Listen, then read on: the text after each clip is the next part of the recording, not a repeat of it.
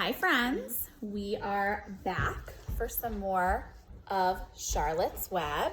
Home audience is ready to be super quiet, right Scouty? Yeah. And right Scarlett? And right Sawyer? You didn't show me. I can't tell what I'm showing because I'm turning it around. Okay, so where we left off yesterday, Wilbur found out the unfortunate news that Zuckerman's plan, what he does with pigs, is he's going to cook Wilbur for dinner come Christmas time. And Wilbur was very disappointed to hear that news because Wilbur likes his life and he wants to be with his friends and live in the barn and he doesn't want to be food. So Charlotte said that she's going to save him and we don't know how yet, but we know that she's working on it. So chapter 10, hey home audience, shh. Chapter 10 is called An Explosion. Day after day, the spider waited, head down, for an idea to come to her. Hour by hour, she sat motionless, deep in thought. Having promised Wilbur that she would save his life, she was determined to keep her promise. And here she is, head down on her web, thinking. Charlotte was naturally patient. She knew from experience that if she waited long enough, a fly would come to her web. And she felt sure that if she thought long enough about Wilbur's problem, an idea would come to her mind. Finally, one morning toward the middle of July, the idea came.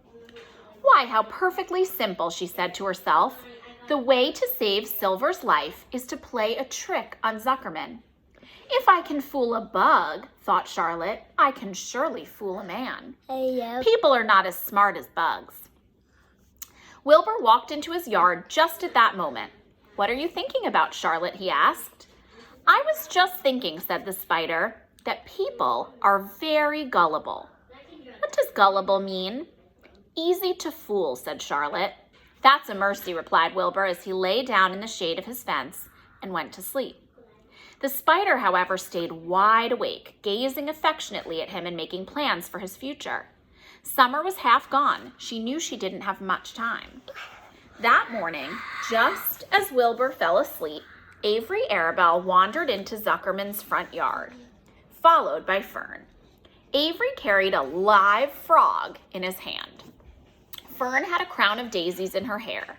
The children ran for the kitchen. Just in time for a piece of blueberry pie, said Mrs. Zuckerman. Look at my frog, said Avery, placing the frog on the drain board and holding out his hand for pie. Take that thing out of here, said Mrs. Zuckerman.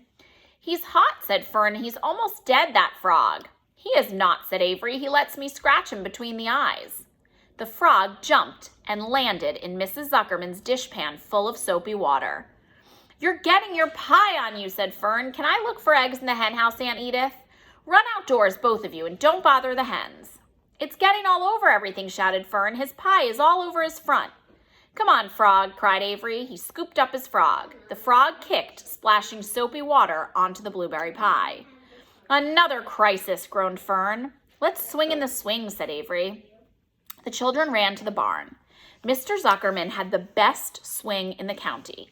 It was a single long piece of heavy rope tied to the beam over the north doorway. At the bottom end of the rope was a big knot to sit on. It was arranged so that you could swing without being pushed. You climbed a ladder to the hayloft, then holding the rope, you stood at the edge and looked down and were scared and dizzy. Then you straddled the knot so that it acted as a seat. Then you got up all your nerve, took a deep breath, and jumped. For a second, you seemed to be falling to the floor below you. But then suddenly the rope would begin to catch you and you would sail through the barn door going a mile a minute with the wind whistling in your eyes and ears and hair. Then you would zoom upward into the sky and look up at the clouds and the rope would twist and you would twist and turn with the rope.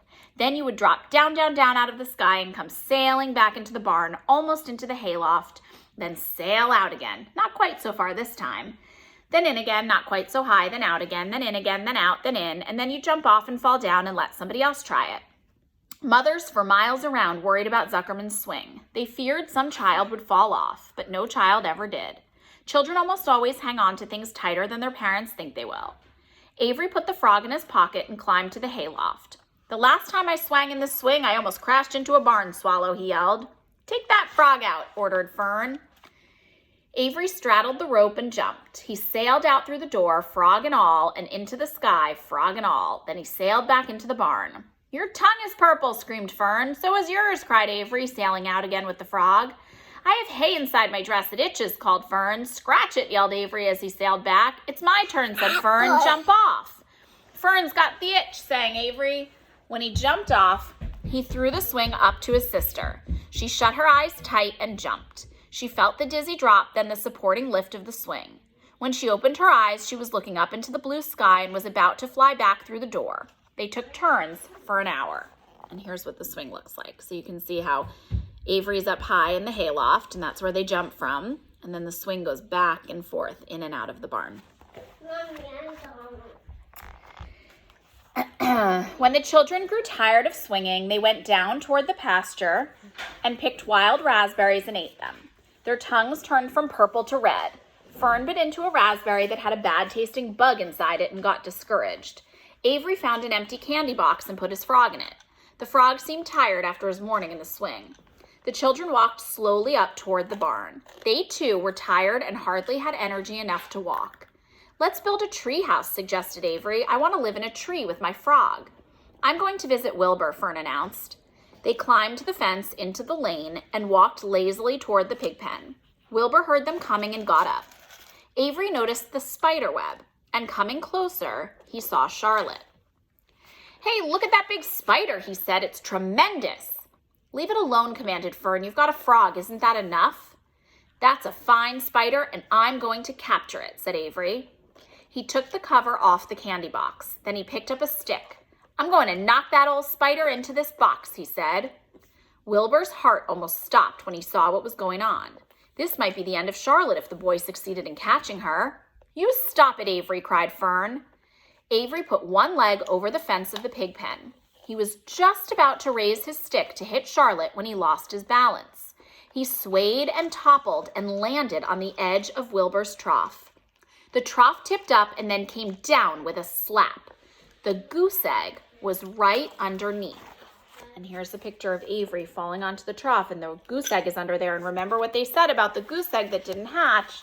If it got knocked over and cracked, there was a dull explosion as the egg broke. And then a horrible smell. Fern screamed. Avery jumped to his feet. The air was filled with the terrible gases and smells from the rotten egg. Templeton, who had been resting in his home, scuttled away into the barn. Good night, screamed Avery. Good night. What a stink. Let's get out of here. Fern was crying. She held her nose and ran toward the house. Avery ran after her, holding his nose. Charlotte felt greatly relieved to see him go. It had been a narrow escape. Later on that morning, the animals came up from the pasture, the sheep, the lambs, the gander, the goose, and the 7 goslings. There were many complaints about the awful smell, and Wilbur had to tell the story over and over again of how the Arabelle boy had tried to capture Charlotte and how the smell of the broken egg drove him away just in time. It was that rotten goose egg that saved Charlotte's life, said Wilbur. The goose was proud of her share in the adventure. I'm delighted that the egg never hatched, she gabbled. Templeton, of course, was miserable over the loss of his beloved egg, but he couldn't resist boasting. It pays to save things, he said in his surly voice. A rat never knows when something is going to come in handy. I never throw anything away. Well, said one of the lambs, this whole business is all well and good for Charlotte, but what about the rest of us? The smell is unbearable. Who wants to live in a barn that is perfumed with rotten egg? Don't worry, you'll get used to it, said Templeton. He sat up and pulled wisely at his long whiskers, then crept away to pay a visit to the dump. When Lurvy showed up at lunchtime carrying a pail of food for Wilbur, he stopped short a few paces from the pig pen. He sniffed the air and made a face. What in thunder, he said. Setting the pail down, he picked up the stick that Avery had dropped and pried the trough up. Rats, he said. Phew, I might have known a rat would make a nest under this trough. How I hate a rat. And Lurvy dragged Wilbur's trough across the yard and kicked some dirt into the rat's nest, burying the broken egg and all Templeton's other possessions. Then he picked up the pail. Wilbur stood in the trough, drooling with hunger. Lurvy poured. The slops ran creamily down the pig's eyes and ears. Wilbur grunted. He gulped and sucked and gulped, making swishing and swooshing noises, anxious to get everything at once. It was a delicious meal. Skim milk, wheat middlings, leftover pancakes, half a donut, the rind of a summer squash, 2 pieces of stale toast, a third of a ginger snap, a fishtail, 1 orange peel, several noodles from a noodle soup, the scum off a cup of cocoa, an ancient jelly roll, a strip of paper from the lining of the garbage pail, and a spoonful of raspberry jello. Wilbur ate heartily. He planned to leave half a noodle and a few drops of milk for Templeton. Then he remembered that the rat had been useful in saving Charlotte's life, and that Charlotte was trying to save his life. So he left a whole noodle instead of a half. Now that the broken egg was buried, the air cleared and the barn smelled good again. The afternoon passed and evening came. Shadows lengthened. The cool and kindly breath of evening entered through doors and windows. Astride her web, Charlotte sat moodily eating a horsefly and thinking about the future. After a while, she bestirred herself. She descended to the center of the web, and there she began to cut some of her lines. She worked slowly but steadily while the other creatures drowsed. None of the others, not even the goose, noticed that she was at work. Deep in his soft bed, Wilbur snoozed. Over in their favorite corner, the goslings whistled a night song. Charlotte tore quite a section out of her web, leaving an open space in the middle. Then she started weaving something to take the place of the threads she had removed. When Templeton got back from the dump around midnight, the spider was still at work. Chapter 11 is called The Miracle. The next day was foggy. Everything on the farm was dripping wet. The grass looked like a magic carpet. The asparagus patch looked like a silver forest. On foggy mornings, Charlotte's web was truly a thing of beauty. This morning, each thin strand was decorated with dozens of tiny beads of water. The web glistened in the light and made a pattern of loveliness and mystery like a delicate veil. Even Lurvy, who wasn't particularly interested in beauty, noticed the web when he came with the pig's breakfast. He noted how clearly it showed up, and he noted how big and carefully built it was. And then he took another look, and he saw something that made him set his pail down. There, in the center of the web, neatly woven in block letters, was a message. It said, "Some pig." Lurvy felt weak. He brushed his hand across his eyes and stared harder at Charlotte's web. Here's the web. Here's what Charlotte did in the middle of the web. I see. "I'm seeing things," he whispered. He dropped to his knees and uttered a short prayer. Then, forgetting all about Wilbur's breakfast, he walked back to the house and called Mr. Zuckerman. "I think you'd better come down to the pig pen," he said. "What's the trouble?" asked Mr. Zuckerman. "Anything wrong with the pig?" "No, not exactly," said Lurvy. "Come and see for yourself." The two men walked silently down to Wilbur's yard. Lurvy pointed to the spider's web. "Do you see what I see?" he asked. Zuckerman stared at the writing on the web. Then he murmured the words, "Some pig." Then he looked at Lurvy. Then they both began to tremble. Charlotte, sleepy after her night's exertions, smiled as she watched. Wilbur came and stood directly under the web. "Some pig," muttered Lurvy in a low voice. "Some pig," whispered Mr. Zuckerman. They stared and stared for a long time at Wilbur. Then they stared at Charlotte. "You don't suppose that spider," began Mr. Zuckerman, but he shook his head and didn't finish the sentence. Instead, he walked solemnly back up to the house and spoke to his wife.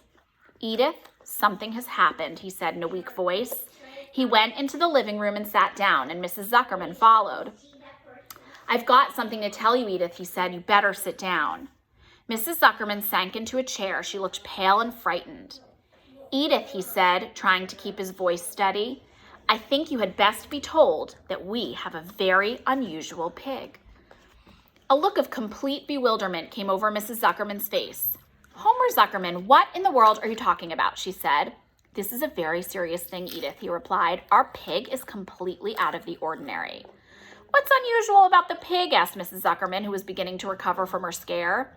"Well, I don't really know yet," said Mr. Zuckerman, "but we have received a sign, Edith, a mysterious sign. A miracle has happened on this farm. There is a large spider's web in the doorway of the barn cellar right over the pig pen. And when Lurvy went to feed the pig this morning, he noticed the web because it was foggy. And you know how a spider's web looks very distinct in the fog. And right spank in the middle of the web, there were two words, 'Some pig.' The words were woven right into the web. They were actually part of the web, Edith. I know because I have been down there and seen them. It says, "Some pig," just as clear can be. There can be no mistake about it. A miracle has happened and a sign has occurred here on Earth, right on our farm, and we have no ordinary pig. Well, said Mrs. Zuckerman, it seems to me you're a little off. It seems to me we have no ordinary spider. Oh no, said Zuckerman, it's the pig that's unusual. It says so right there in the middle of the web. Maybe so, said Mrs. Zuckerman. Just the same, I intend to have a look at that spider. It's just a common gray spider, said Zuckerman.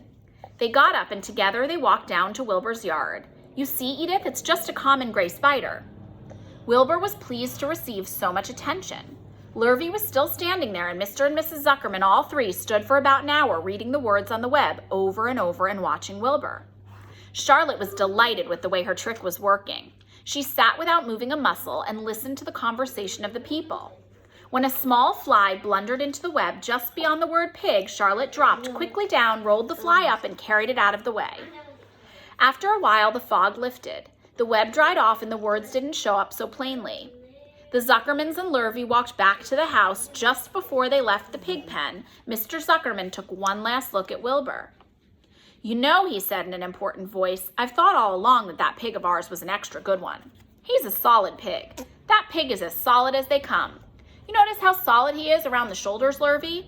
Sure, I do, said Lurvy. I've always noticed that pig. He's quite a pig. He's long and he's smooth, said Zuckerman. That's right, agreed Lurvy. He's as smooth as they come. He's some pig. When Mr. Zuckerman got back to his house, he took off his work clothes and put on his best suit. Then he got into his car and drove to the minister's house. He stayed for an hour and explained to the minister that a miracle had happened on the farm. So far, said Zuckerman, only 4 people on Earth know about this miracle. Myself, my wife Edith, my hired man Lurvy, and you. Don't tell anybody else, said the minister. We don't know what it means yet. But perhaps if I give thought to it, I can explain it in my sermon next Sunday. There can be no doubt that you have a most unusual pig.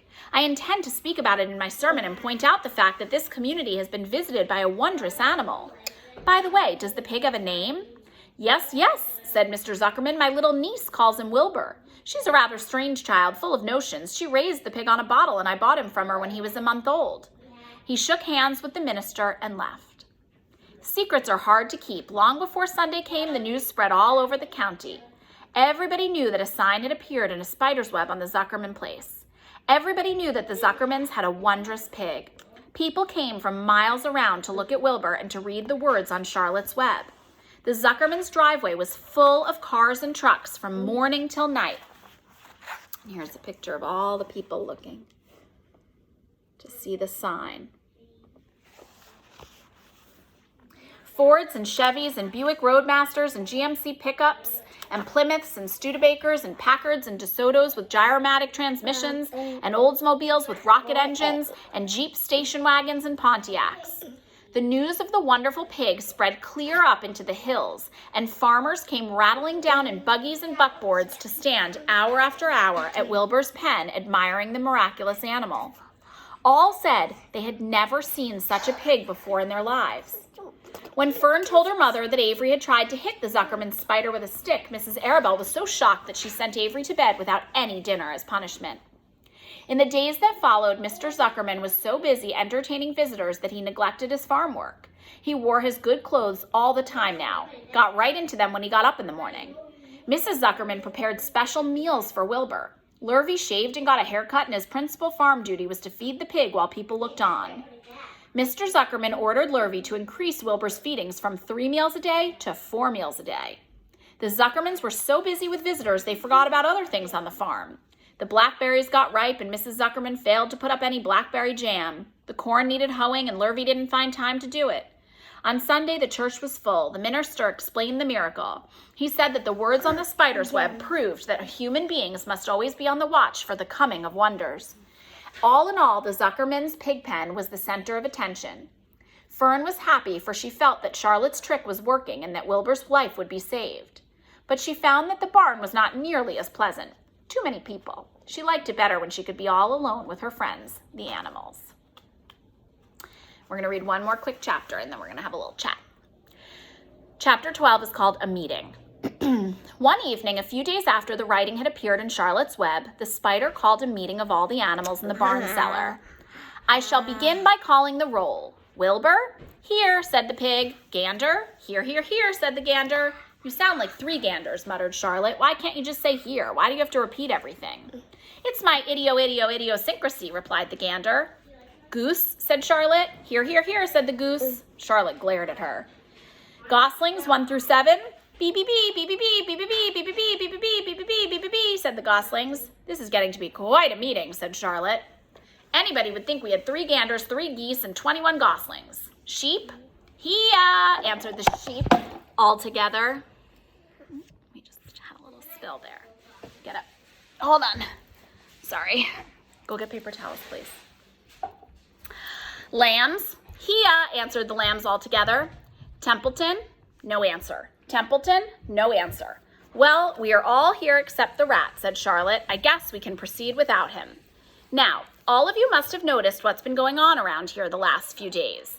The message I wrote in my web, praising Wilbur, has been received. The Zuckermans have fallen for it, and so has everyone else. Zuckerman thinks Wilbur is an unusual pig, and therefore he won't want to kill him and eat him.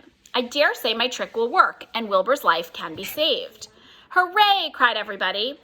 Thank you very much, said Charlotte. Now, I called this meeting in order to get suggestions. I need new ideas for the web.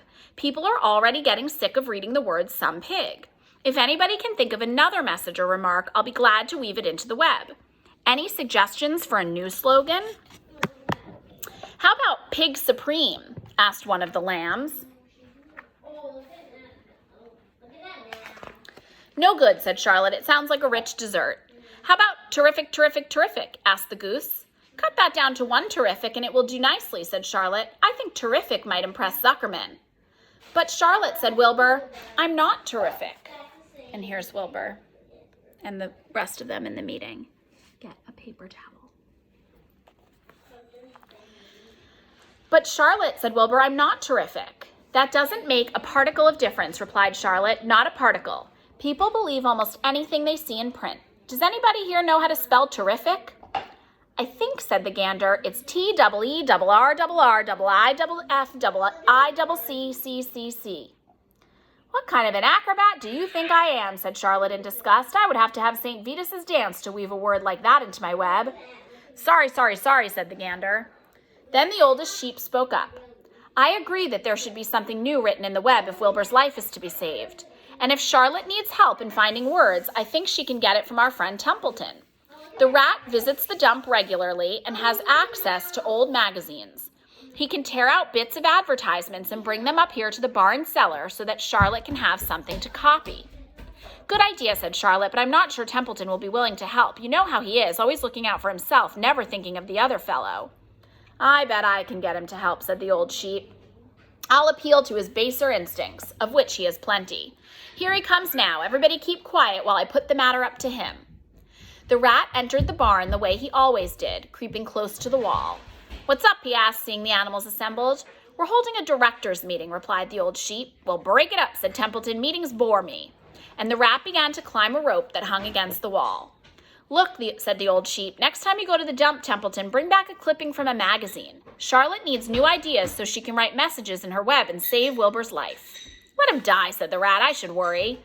You'll worry all right when next winter comes, said the sheep. You'll worry all right on a 0 morning next January when Wilbur's gone and nobody comes down here with a nice pail of warm slops to pour into the trough. Wilbur's leftover food is your chief source of supply. You know that. Wilbur's food is your food. Therefore, Wilbur's destiny and your destiny are closely linked. If Wilbur is killed and his trough stands empty day after day, you'll grow so thin we can look right through your stomach and see objects on the other side. Templeton's whiskers quivered. Maybe you're right, he said gruffly. I'm making a trip to the dump tomorrow afternoon. I'll bring back a magazine clipping if I can find one. Thanks, said Charlotte. The meeting is now adjourned. I have a busy evening ahead of me. I've got to tear my web apart and write terrific. Wilbur blushed. But I'm not terrific, Charlotte. I'm just about average for a pig. You're terrific as far as I'm concerned, replied Charlotte sweetly, and that's what counts. You're my best friend, and I think you're sensational. Now stop arguing and go get some sleep. And that's the end of that chapter. So what I want you to think about is, do you think Charlotte's plan is going to work, and why?